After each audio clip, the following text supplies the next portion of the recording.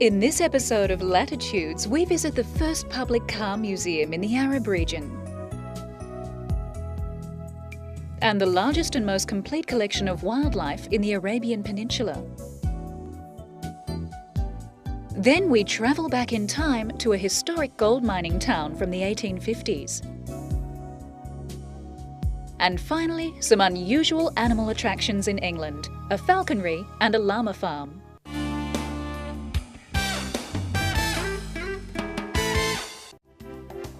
The Royal Automobile Museum in Amman, Jordan, is the first public automotive museum in the Arab region.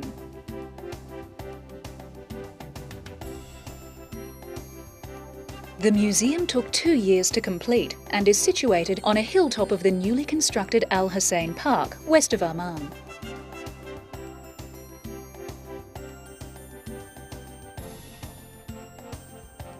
More than 60 classic and vintage vehicles belonging to Jordan's late King Hussein, who had a well-known passion for cars, are on display.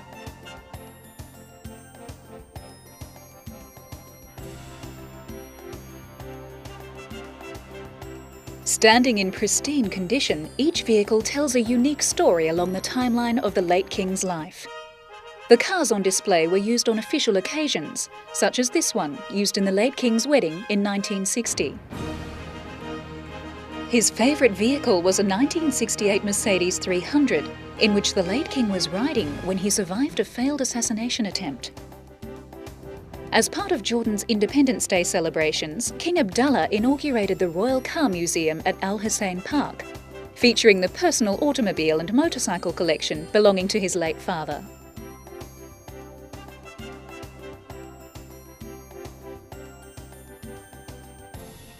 Some cars were gifts from other world leaders. For example, the 1956 Cadillac was a gift from former US President Dwight D. Eisenhower. And a Rolls-Royce was given by King Fahd of Saudi Arabia.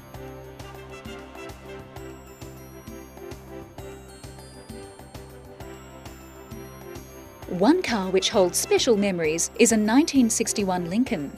This automobile was used for several royal weddings, including the reigning King Abdullah's coronation.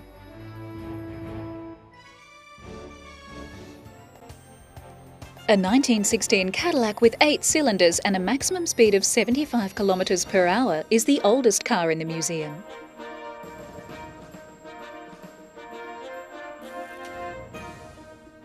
Several showrooms feature the cars and motorcycles.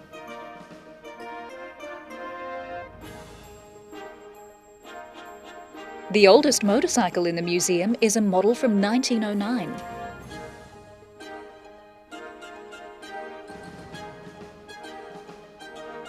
This is an amphibious car used by the late King.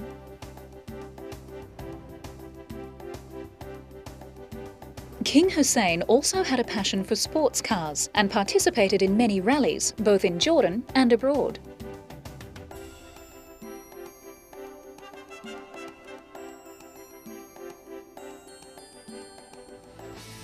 He drove one of the cars, originally a gift from the United Arab Emirates, in the Al Rahman Rally in 1994.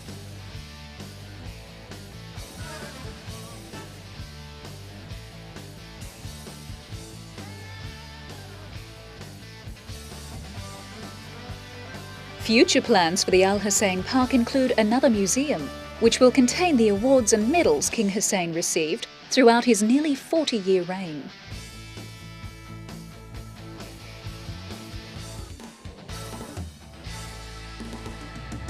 Whilst in the Middle East, let's visit Arabia's new wildlife centre.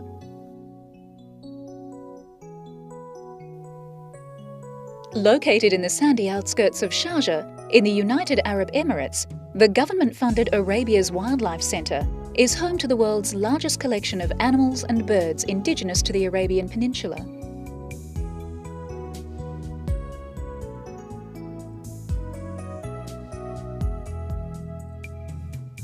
More than 100,000 years ago, elephants, lions and rhinos roamed from the Red Sea to the Gulf, before climate changes made them extinct and turned the area into the arid peninsula.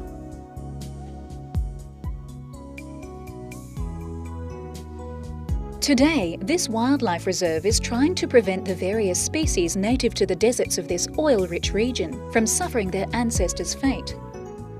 Many of the 45 or so species on display are on the verge of extinction. They include an Arabian leopard, one of the rarest animals in the world, as well as lizards, snakes, gazelles, rodents, foxes and baboons.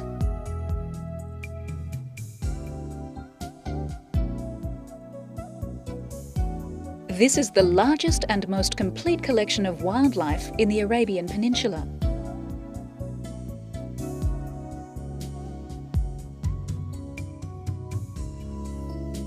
Despite appearances, the desert is as rich an ecosystem as the rainforests of the Amazon and the Arctic tundra, and so it must be protected.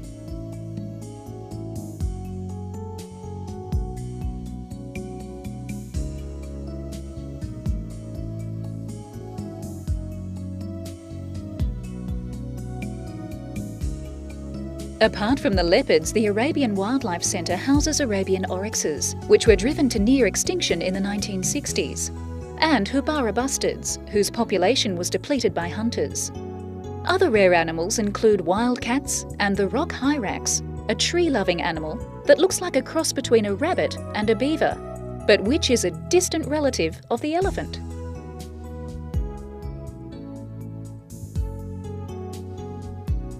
The centre is completely air-conditioned, an advantage in a region where the temperature often soars to 45 degrees Celsius. Birds sing or build nests on trees planted beside an artificial stream inside a large, well-lit room where hyraxes nap on top of custom-made rocky outcrops.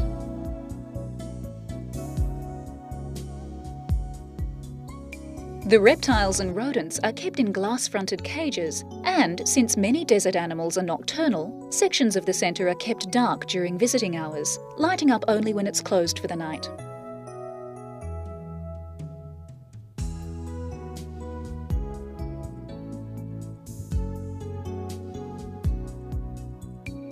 Whenever possible, creatures are let loose in large open enclosures filled with rocks, pools, scrubs or sand, depending on their natural habitat.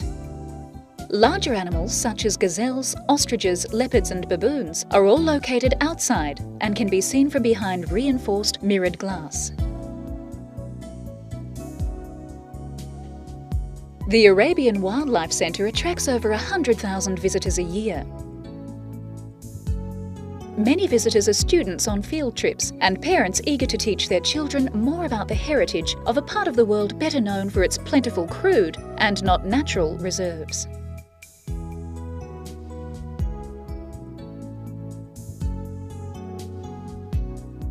The Arabian Wildlife Centre is a wonderful educational and entertaining visit in Sharjah.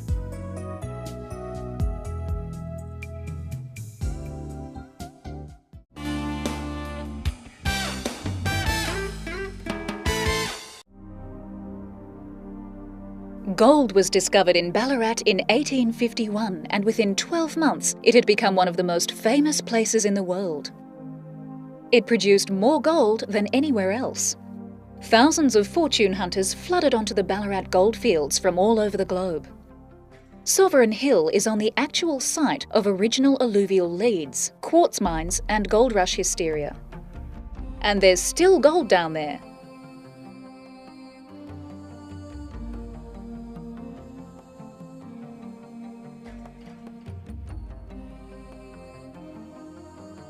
Discovering gold is what Sovereign Hill is all about.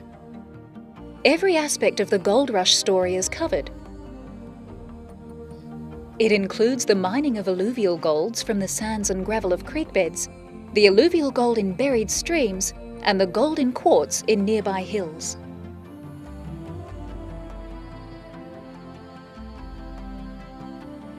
Sovereign Hill represents with vivid detail not only the lifestyles of the gold pioneers, but the techniques they used to extract the precious metal. It starts with the Red Hill Gully diggings, typical of the Rush district, where diggers flocked in their thousands during the early 1850s to take their share of the surface alluvial gold.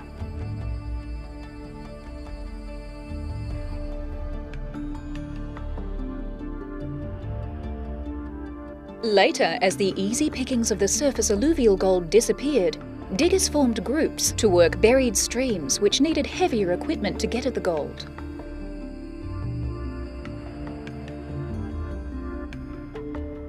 Vertical shafts were sunk to retrieve the deep alluvial gold deposited millennia before. With careful research, the mining machinery that became part of the Ballarat landscape has been reconstructed at Sovereign Hill. Windlasses, whips and puddling machines.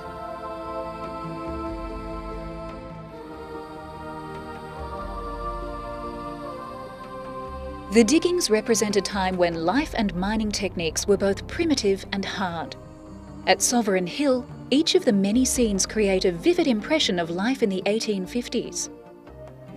But each of these scenes is comprised of many small details. It might be something like a window display, the size of an architectural moulding, even the wording on a sign.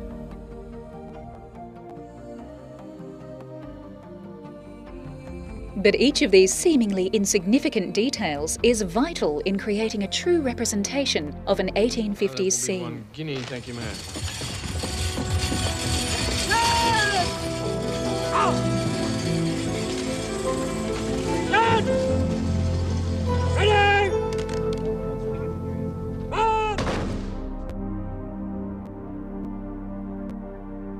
Sovereign Hill's historians painstakingly ensure that not only is every scene a true representation of the 1850s, but that each detail within it is historically accurate. The historical research that goes into any one of the buildings can take up to 3 years and calls on resources not only in Victoria and the rest of Australia, but in Britain, the USA and China. It is this commitment to historical accuracy which makes Sovereign Hill truly a living museum.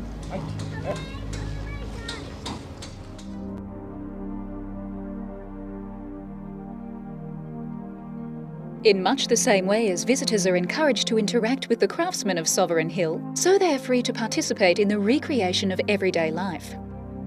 The line between education and entertainment is often fine, but when the boundaries are blurred, Sovereign Hill comes closest to achieving its goals. Costumes are a major factor in achieving the accuracy and detail Sovereign Hill strives for. Over 190 full-time staff are employed at Sovereign Hill, and almost every person has at least one costume or more, from the simple to the quite extravagant. As well, many more costumes are created each year for special events or annual occasions.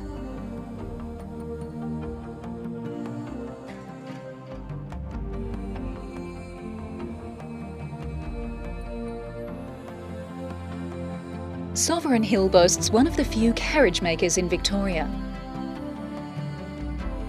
Working from original drawings, the craftsmen have built many different types of coaches and restored others to their original condition.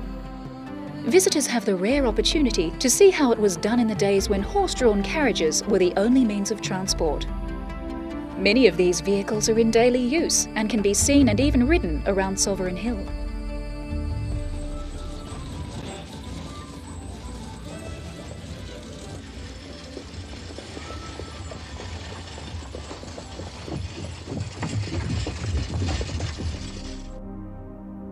The Sovereign Quartz Mine provides visitors with a comprehensive picture of mining life as it developed beyond 1860, until the closure of the last Ballarat gold mine in 1916. This was the era of quartz mining. With the relatively easy pickings of alluvial gold exhausted, the precious metal had to be extracted from the shining white veins of quartz deep below. A 600-metre tunnel driven through the earth beneath the township provides visitors with an insight into the way in which mining techniques developed. Above ground, the infrastructure, which only large companies can afford, can be seen in virtually full working detail.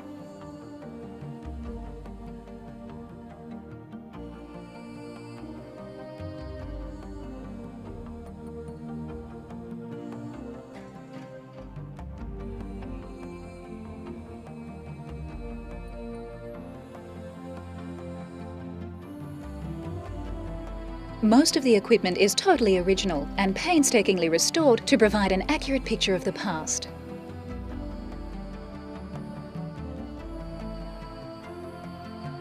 Education comes in a very subtle, entertaining manner at Sovereign Hill. The unique Sovereign Hill education program has been an enormous success, with pupils spending 2 to 3 days using a curriculum based on the 1850s and textbooks based on the original.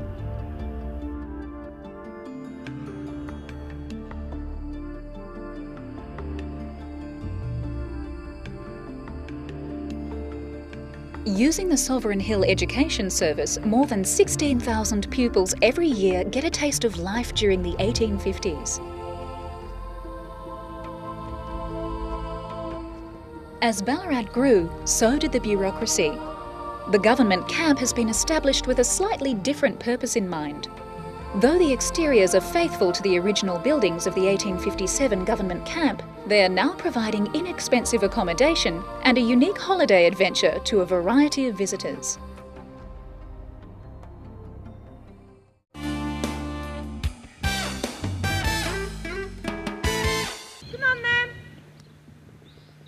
A falconry in the heart of Shakespeare country is as much a part of history as a modern tourist attraction. She likes to do that on her first flight, so again she gets an extra tidbit for jumping up. Visitors are told that hunting birds were popular in medieval England, both for sport and the more practical purpose of hunting food. The Heart of England falconry in Stratford-upon-Avon in England is based on the site of William Shakespeare's mother Mary Arden's family home.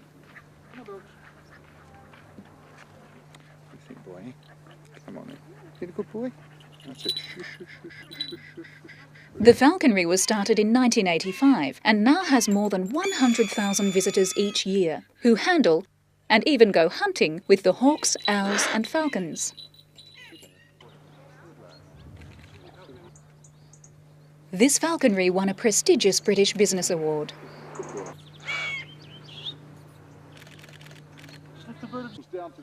Hunting parties to Warwickshire's wooded countryside are also available.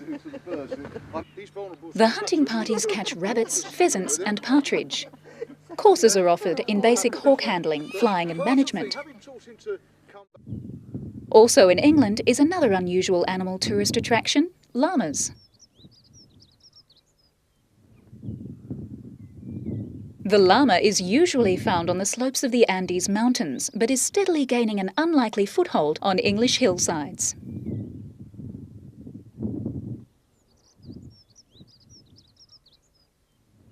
Thanks to a small number of enthusiasts, the South American relation to the camel is making a growing impact on British agriculture, crafts and tourism.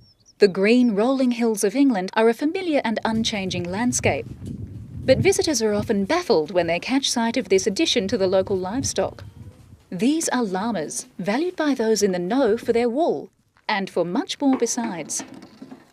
Paul Rose swapped the life of a London publisher for that of llama breeder back in the mid-1980s.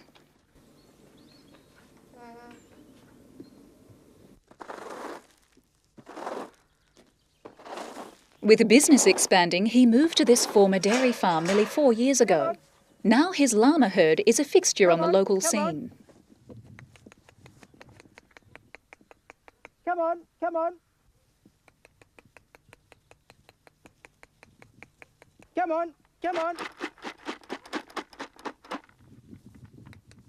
In their native Peru, llamas are kept as pack animals and for the fine wool fibre they produce. Mountains are their natural habitat, but they seem quite at home here in Britain.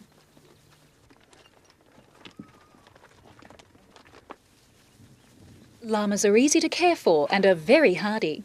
They do not need shelter and are highly resistant to disease. They also have no special feeding requirements. All they need is a plentiful supply of grass and water.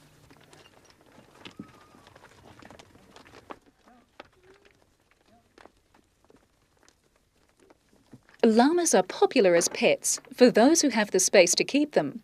They also enjoy a growing reputation as guard animals, protecting sheep and poultry against predators such as foxes.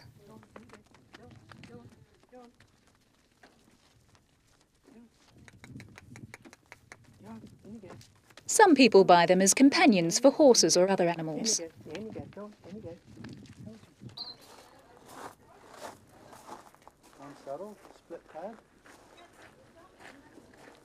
Llama treks are also available for holidaymakers. Chris and Joe run llama treks on the south coast of England. They were bitten by the llama bug while on a trekking trip in the United States. It looks heavy, doesn't it, boy? It's only 36 pounds. From their farm on the Dorset coast, it's just a short drive to the cliff tops, where trekkers can pass a few hours taking the air and admiring the view while walking with llamas. Come on, Debbie.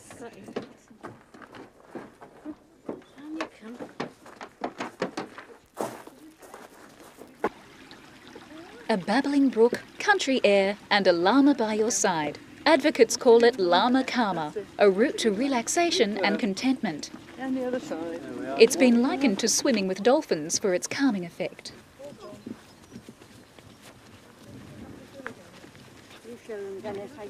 And it's the llamas that take the strain. A picnic lunch is part of the deal, and your llama carries it for you, complete with folding tables and chairs. Fantastic. Some consider a llama the perfect companion. They're environmentally friendly, as they do less damage than a human footprint on the surface. Children love them, and they've got a special affinity with older people. They're very interested in the scenery and anybody coming by, and it's just nice to be able to walk places without carrying anything.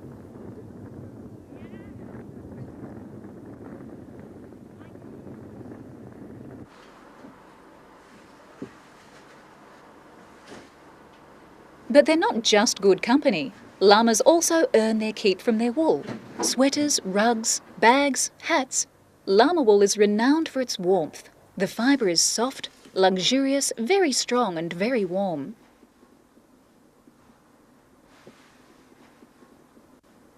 It's a great fibre for garments, and there are about 35 shades of llama wool, from white to black and rich shades of brown and grey in between. The llama is certainly worth a visit in England.